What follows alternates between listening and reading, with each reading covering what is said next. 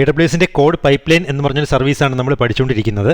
അപ്പോൾ നമ്മളൊരു code pipeline എന്ന് പറഞ്ഞ സർവീസ് യൂസ് ചെയ്തിട്ട് നമുക്ക് ആ ഒരു റിലീസ് മെക്കാനിസം, ആ ഒരു ടോട്ടൽ വർക്ക് ഫ്ലോ എങ്ങനെ നമുക്ക് ഓട്ടോമേറ്റ് ചെയ്യാമെന്ന് നമ്മൾ നോക്കി മനസ്സിലാക്കി. അതായത് ഡിഫറെൻറ്റ് സർവീസസ്, കോഡ് കമ്മിറ്റും കോഡ് ബിൽഡും കോഡ് ഡിപ്ലോയും എല്ലാം നമുക്ക് എങ്ങനെ ഒരുമിച്ച് ഇൻറ്റഗ്രേറ്റ് ചെയ്തെടുത്തിട്ട് നമുക്കൊരു ഓട്ടോമേറ്റ് ചെയ്യിക്കാമെന്നുള്ള കാര്യങ്ങൾ നമ്മൾ മനസ്സിലാക്കി. അതിൻ്റെ പല എക്സാമ്പിൾസ് നമ്മൾ കണ്ടു.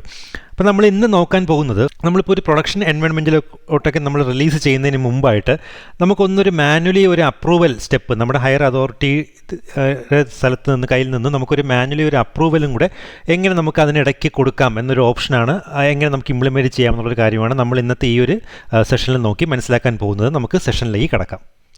അതായത് നമുക്കിപ്പോൾ ഈ ഒരു റിലീസ് നടക്കുന്നതിന് മുമ്പായിട്ട്, റിലീസ് നടന്നു കഴിഞ്ഞ് ലാസ്റ്റ് നമുക്ക് എന്താ സംഭവിക്കുന്നത്, നമ്മളിപ്പോൾ ഇവിടെ ഈ എക്സാമ്പിളിൽ കൊടുത്തിരിക്കുന്നത് ഡിപ്ലോയ് ചെയ്യാനാണ്. അപ്പോൾ നമ്മൾ ഒരു പ്രൊഡക്ഷൻ എൻവയോൺമെൻറ്റിലാണെങ്കിൽ ഈ ഒരു ഡിപ്ലോയ്മെൻറ്റ് നടക്കുന്നത് ആക്ച്വലി ഉള്ള പ്രൊഡക്ഷൻ സെർവേഴ്സിലോട്ടായിരിക്കും. നമ്മുടെ ചേഞ്ച് വന്ന കോഡ് ഡിപ്ലോയ് ചെയ്യപ്പെടുന്നത് ഒരു നമ്മുടെ ആക്ച്വൽ സെർവേഴ്സിലോട്ടായിരിക്കും, പ്രൊഡക്ഷൻ എൻവയോൺമെൻറ്റിലുള്ള സെർവേഴ്സിലോട്ടായിരിക്കും. അപ്പം നമ്മൾ സാധാരണ ചെയ്യുന്നതെന്ന് വെച്ച് കഴിഞ്ഞാൽ ഡയറക്റ്റ് പ്രൊഡക്ഷനിലോട്ട് ഡിപ്ലോയ് ചെയ്യിക്കാതെ അതിന് മുമ്പ് നമുക്ക് ടെസ്റ്റ് സെർവേഴ്സിൽ, UAT സെർവേഴ്സിലും എല്ലാം ഡിപ്ലോയ് ചെയ്തിട്ട് അവിടെ നമ്മൾ എല്ലാം ഓക്കെ ആണെങ്കിൽ വെരിഫൈ ചെയ്ത ശേഷം മാത്രമേ ഡിപ്ലോയ് ചെയ്യുള്ളൂ. പക്ഷേ നമ്മളിപ്പോൾ ഈ ഒരു എക്സാമ്പിൾ കാണിക്കുമ്പോൾ അങ്ങനെ ഡിഫറെൻറ്റ് EC2 ഇൻസ്റ്റൻസസ് ഡിപ്ലോയ് ചെയ്യുന്നില്ല. ഓക്കെ, എക്സ്ട്രാ ചാർജ് വരാതിരിക്കാൻ വേണ്ടിയിട്ട്. അപ്പോൾ എന്തായിരുന്നാലും നമുക്ക് ഇത് നമുക്കിപ്പോൾ ഈ ഡിപ്ലോയ് ചെയ്യുന്നത് ഒരു ആക്ച്വൽ നമ്മുടെ പ്രൊഡക്ഷൻ എൻവയോൺമെൻറ്റിലോട്ട് ചെയ്യുകയാണെന്ന് കൺസിഡർ ചെയ്യുകയാണെങ്കിൽ ഈ ഒരു ഡിപ്ലോയ്മെൻറ്റ് നടക്കുന്നതിന് മുൻപായിട്ട് നമുക്കൊരു മാനുവലി ഒരു അപ്രൂവലിന് വേണ്ടി ഒരു സ്റ്റെപ്പും കൂടെ നമുക്കിവിടെ എങ്ങനെ ഇൻറ്റഗ്രേറ്റ് ചെയ്യാമെന്നുള്ളതാണ് നമ്മൾ ഇന്ന് നോക്കാൻ പോകുന്നത്. അതായത് ആ ഒരു മാനുവൽ അപ്രൂവൽ അവിടെ അപ്രൂവ് ചെയ്താൽ മാത്രമേ, അതിന് അതോറിറ്റി ഉള്ള ആരാണോ ആ ഒരു വ്യക്തി അപ്രൂവൽ കൊടുത്താൽ മാത്രമേ ഡിപ്ലോയ്മെൻറ്റ് പിന്നീട് നടക്കാവൂ എന്ന് നമുക്ക് കൊടുക്കാൻ പറ്റും. അപ്പോൾ അത് നമുക്ക് എങ്ങനെ ഇംപ്ലിമെൻറ്റ് ചെയ്യും നമുക്ക് നോക്കാം. ഈ ഒരു പൈപ്പ് ലൈനിൽ നമുക്ക് ഈ ഒരു എക്സാമ്പിളിന് വേണ്ടിയിട്ട് നമുക്കിപ്പോൾ കോഡ് ബിൽഡ് ആവശ്യമില്ല. കോഡ് ബിൽഡ് നമ്മളിപ്പോൾ ലാസ്റ്റ് എക്സാമ്പിൾ ചെയ്തിട്ടുണ്ടായിരുന്നു. അപ്പോൾ ആ ഒരു ചെക്ക് കഴിയുമ്പോൾ ഫെയിലാവും. നമുക്കതങ്ങ് റിമൂവ് ചെയ്യാം. ഈ ഒരു സ്റ്റേജ്, കോഡ് ബിൽഡിൻ്റെ സ്റ്റേജ് നമുക്കൊന്ന് റിമൂവ് ചെയ്യാം. നമുക്ക് എന്തായാലും എഡിറ്റ് ചെയ്യണം, പൈപ്പ് ലൈൻ എഡിറ്റ് ചെയ്ത് കൊടുക്കാം. നമുക്ക് എഡിറ്റ് കൊടുത്തിട്ട് ഞാനിപ്പോൾ കോഡ് ബിൽഡിൻ്റെ സ്റ്റേജ് എഡിറ്റ് ചെയ്യുകയാണ്. ഞാനിപ്പോൾ ഇതങ്ങ് റിമൂവ് ചെയ്തു. ഓക്കെ, കോഡ് ബിൽഡ് നമുക്ക് അവിടെ അങ്ങ് നമുക്ക് ഡിലീറ്റ് ചെയ്യാം. അപ്പോൾ നമുക്ക് സോഴ്സ് കഴിഞ്ഞിട്ട് നമ്മളങ്ങ് ഡിപ്ലോയ് ചെയ്യുകയാണ്, നമ്മൾ ആദ്യം കണ്ട എക്സാമ്പിൾ പോലെ തന്നെ.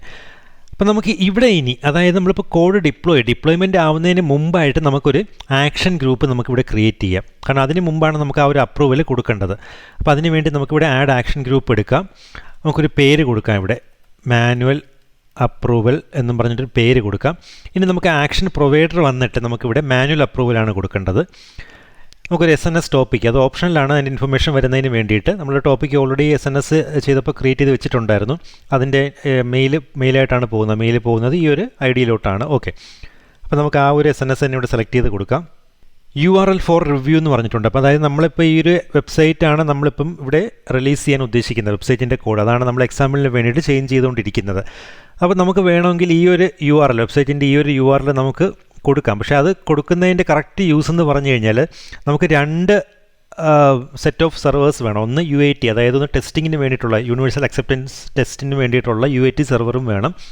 അത് കഴിഞ്ഞ് നമുക്ക് ആക്ച്വൽ പ്രൊഡക്ഷൻ എൻവയോൺമെൻറ്റിൽ ഉള്ള സെർവേഴ്സ് ഉണ്ടെന്നുണ്ടെങ്കിൽ നമ്മൾ ആദ്യം ഡിപ്ലോയ് ചെയ്യിക്കുന്നത് ആ ഒരു UAT സെർവേഴ്സിലോട്ടായിരിക്കും. അപ്പോൾ ആ UAT സെർവറിലോട്ട് ഡിപ്ലോയ് ചെയ്ത ശേഷം അവിടുത്തെ URL നമുക്കിവിടെ കൊടുക്കാം.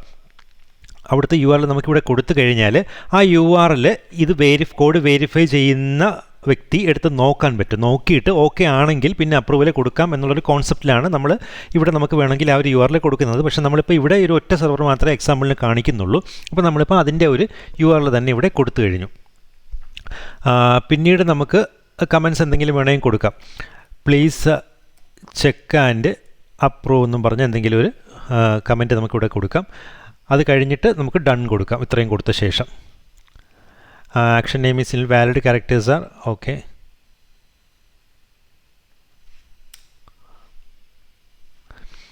അപ്പോൾ നമ്മളിപ്പോൾ ഇവിടെ ഒരു സ്റ്റേജും കൂടെ, ഒരു ആക്ഷൻ ഗ്രൂപ്പും കൂടെ ആഡ് ചെയ്തു. നമ്മൾ ഈ ഒരു ഡിപ്ലോയ് എന്ന് പറഞ്ഞ സ്റ്റേജിൽ നമ്മൾ ഡിപ്ലോയ്മെൻറ്റ് നടക്കുന്നതിന് ആ ഒരു ആക്ഷന് മുമ്പായിട്ട് വേറൊരു ആക്ഷനും കൂടെ നമ്മളിപ്പോൾ ഇവിടെ ആഡ് ചെയ്തിരിക്കുകയാണ് അപ്രൂവലിന് വേണ്ടിയിട്ടുള്ള.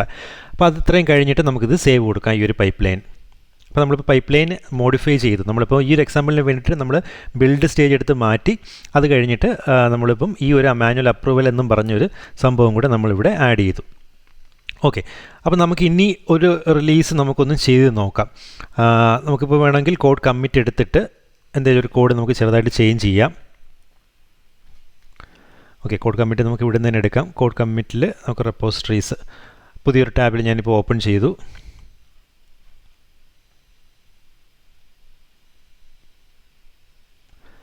അപ്പോൾ നമുക്ക് എന്നാൽ മാത്രമേ നമുക്ക് അറിയാൻ പറ്റൂ, കാരണം അത് വെച്ചിട്ടാണ് അത് ചേഞ്ച് ആവുന്നത്. ഓക്കെ, നമുക്കിവിടെ ആഫ്റ്റർ ഇൻസ്റ്റാൾ എന്ന് പറഞ്ഞൊരു സ്ക്രിപ്റ്റ് ഉണ്ട്, നമുക്കത് അവിടെ മാറ്റി കൊടുക്കാം.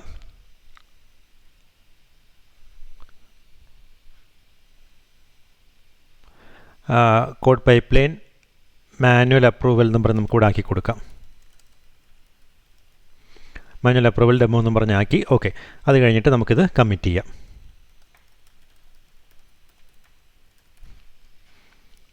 കമ്മിറ്റ് ചേഞ്ചസ് കൊടുത്തിരിക്കുകയാണ്. അപ്പോൾ അത് കഴിഞ്ഞ് നമുക്കിപ്പം ആ ഒരു പൈപ്പ് ലൈൻ ഓട്ടോമാറ്റിക്കായിട്ട് അവിടെ ട്രിഗർ ആവും. നമുക്കൊന്ന് വെയിറ്റ് ചെയ്യാതെ.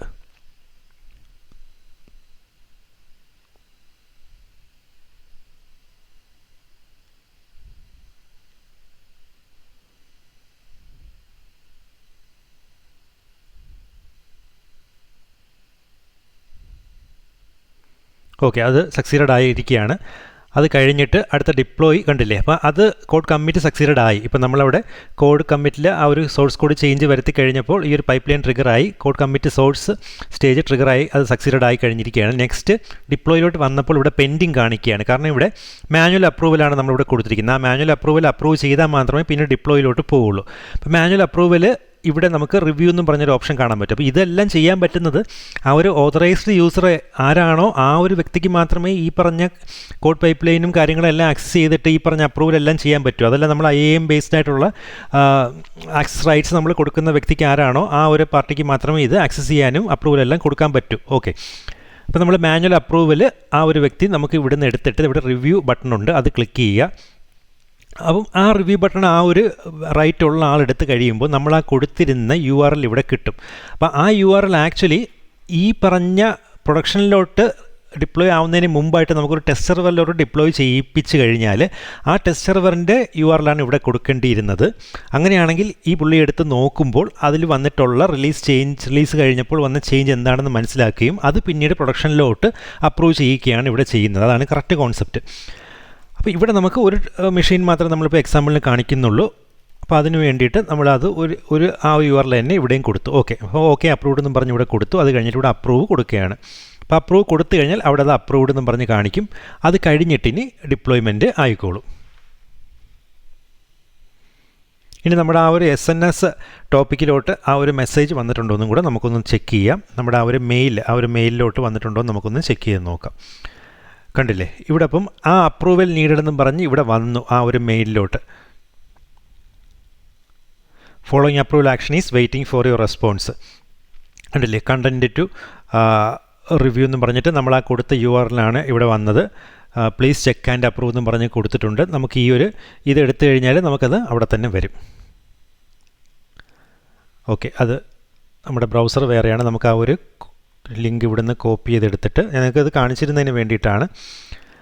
അത് നമുക്കിവിടെ പേസ്റ്റ് ചെയ്ത് കഴിഞ്ഞാലും ആ ഒരു സെയിം ഈ ഒരു പേജ് തന്നെയാണ് വരുന്ന കോഡ് പൈപ്പ് ലൈൻ്റെ. അപ്പോൾ കണ്ടില്ലേ, ഇപ്പം അപ്രൂവൽ കൊടുത്തു കഴിഞ്ഞപ്പോൾ ഇതിവിടെ ഡിപ്ലോയ്മെൻറ്റും കഴിഞ്ഞു സക്സീഡഡ് ആയിരിക്കുകയാണ്. നമുക്ക് അവിടുന്ന് ആ മെയിലിൽ വന്ന ലിങ്കും കൂടെ ഞാൻ കൂടെ പേസ്റ്റ് ചെയ്ത് കാണിക്കാം, കാരണം ആ സെയിം ഇത് തന്നെയാണ് വരുന്നത്. അവിടെ അപ്രൂവ് ചെയ്യേണ്ട വ്യക്തിക്ക് ഒന്നിൽ SNS ടോപ്പിക്ക് വഴി ആ ഒരു ലിങ്ക് കിട്ടും, മെയിലിൽ കിട്ടും.